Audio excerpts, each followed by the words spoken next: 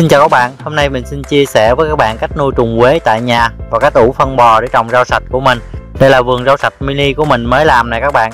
Để trồng rau thì mình dùng phân trùng quế mình tự nuôi và phân bò mình tự ủ. Hiện mình mới gieo hạt cải và bí ngòi, cải xà lách mình gieo được 1 tuần.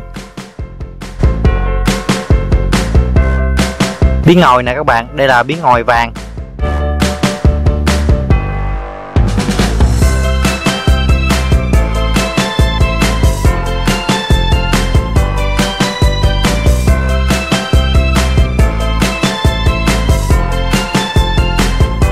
Hiện nay việc sử dụng phân trùng quế để trồng rau rất là phổ biến.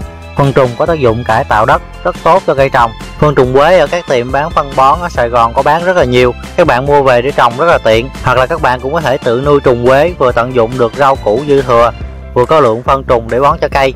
Nếu như các bạn muốn bón cho vườn rau giống như mình thì các bạn nên nuôi trùng, vì số lượng phân trùng cần nhiều. Nếu mua thì sẽ rất là tốn kém. Các bạn mua trùng giống ở các trại trùng, hoặc là các bạn biết ai có nuôi trùng thì các bạn có thể xin một ít về nuôi để nhân giống.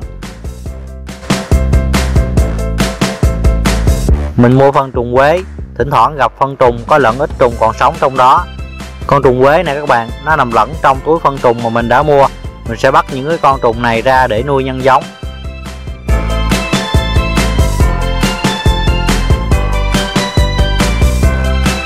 Các bạn có thể dùng cái xô như thế này để nuôi. Mình đổ một lớp phân mỏng có chứa trùng vào. Phải có phân trùng để cho trùng nó có chỗ trú ẩn. Sau đó mình lấy một cái chậu trồng cây cỡ lớn như thế này để đậy lên, vì trùng rất là sợ ánh sáng.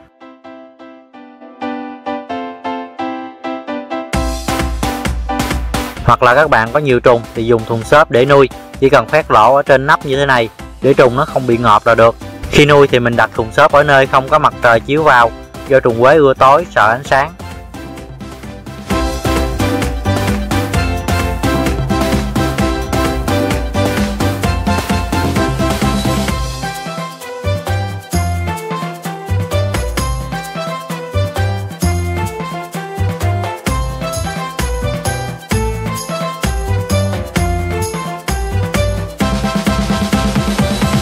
Các bạn ở thành thị thì có thể tận dụng rau củ quả thừa để cho trùng ăn. Mình thấy có nhiều loại vỏ trái cây thích hợp để nuôi trùng như là dưa hấu, thanh long hay là chuối. Các loại vỏ có tinh dầu như là cam, quýt, bưởi thì không thích hợp. Mình úp lại như thế này. Các bạn cho ăn vừa phải, không nên cho ăn quá nhiều nha các bạn. Các bạn có quá nhiều rau củ hay là vỏ trái cây thừa thì các bạn nên chứa trong thùng xốp để lấy cho trùng ăn dần, chứ không nên cho ăn một lần quá nhiều. Vỏ dưa hấu sau khoảng 1 tới 2 ngày thì bắt đầu phân hủy và mềm ra, lúc đó trùng mới ăn được. Các bạn cũng có thể mua phân bò ở các tiệm bán phân bón. Phân bò mới mua về thì nó khá khô, cho nên cần ngâm nước cho mềm mới cho trùng ăn được. Mình sẽ chia sẻ ở phần sau. Các bạn ở quê thì có thể dùng phân bò tươi để cho trùng ăn. Phân bò tươi rất là thích hợp để nuôi trùng. Phân bò tươi thì chỉ cần thêm nước cho sệt sệt là cho trùng ăn được. Còn phân dê thì cần ngâm cho mềm mới cho trùng ăn.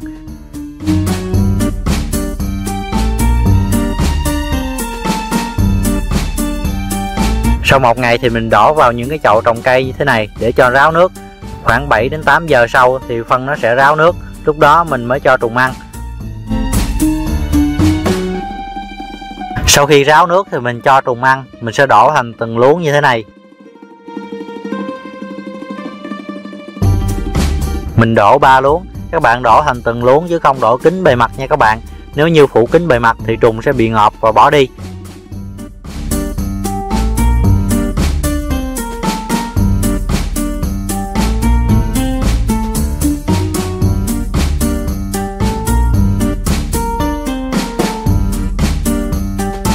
Nuôi trong xô thì đổ thành một đống nhỏ như thế này là được. 1 tuần mình sẽ cho ăn khoảng 2 lần. Theo thời gian thì lượng phân nó sẽ nhiều lên. Khi gần đầy xô hoặc là thùng xốp thì mình sẽ thu hoạch phân trùng.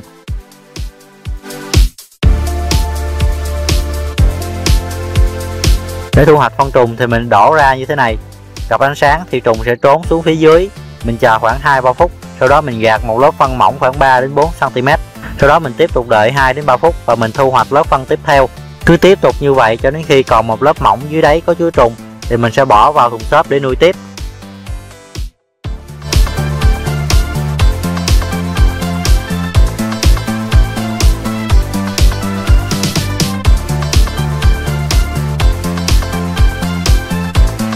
Có 3 nguyên nhân chính khiến trùng bỏ đi. Nguyên nhân thứ nhất là chỗ nuôi trùng bị dư nước, trùng sẽ bị ngộp và bỏ đi.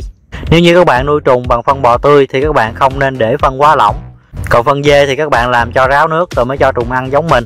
Nguyên nhân thứ hai là các bạn cho trùng ăn quá nhiều, trùng ăn không kịp, lượng thức ăn còn dư thừa sẽ sinh nhiệt làm cho trùng bị nóng và bỏ đi. Nguyên nhân thứ ba là trùng bị đói và không có thức ăn. Với các bạn có nuôi bò hay là dê ở quê thì các bạn chỉ cần cho vào bao như thế này rồi để thành từng đống, thì theo thời gian phân nó sẽ phân hủy, hoai mục và trồng cây được. Đây là bao phân bò mình mới mua về. Phân bò người ta bán cho mình thì thường khô như thế này, và mình thấy là nó chưa hoai mục hoàn toàn, cho nên mình cần phải ủ lại mới trồng cây được. Mình đổ phân vào thùng xốp, sau đó mình đổ nước vào, mình đậy lại ngâm khoảng 1 ngày cho mềm.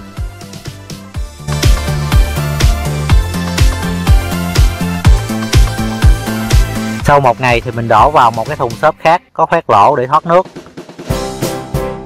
Mình chờ khoảng 7 đến 8 giờ cho ráo nước.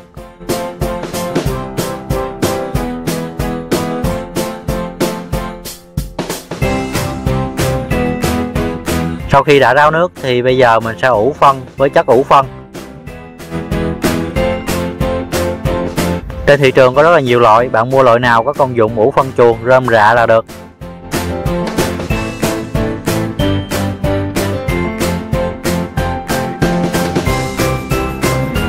Mình bỏ phân trở lại cái thùng xốp mà mình dùng để ngâm phân bò lúc đầu. Mình bỏ qua một lớp phân mỏng khoảng 4-5 cm, sau đó mình rắc một lớp chất ủ phân lên.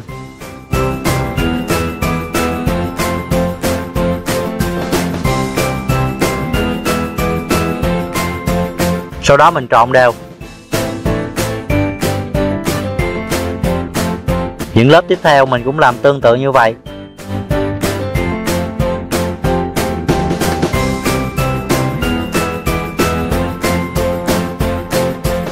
Các bạn cũng có thể dùng nấm đối kháng vàng lỏng như thế này. Các bạn thấy nó có tác dụng ủ phân chuồng. Mình pha 5 ml với 1 lít nước. Lắc đều trước khi dùng. Mình lấy khoảng 8 ml để pha cho bình 1,5 lít.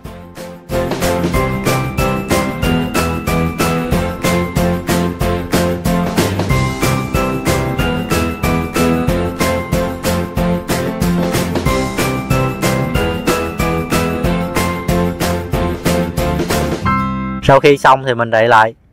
Sau khoảng 1 đến 1,5 tháng thì phân sẽ hoai mục và trồng rau được. Đây là một thùng xốp khác đã được mình ủ hoai. Nó mềm và xốp.